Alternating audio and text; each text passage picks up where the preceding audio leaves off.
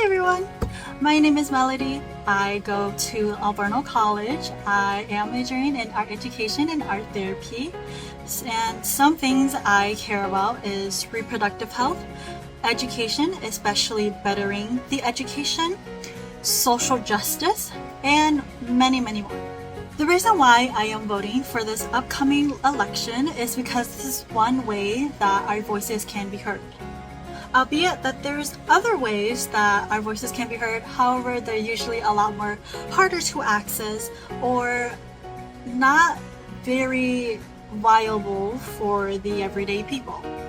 Knowing that Wisconsin is a swing state, I feel like it's very important for people to go vote because your vote can make the difference for this upcoming election. You should feel the right that your voices can be heard and should be heard.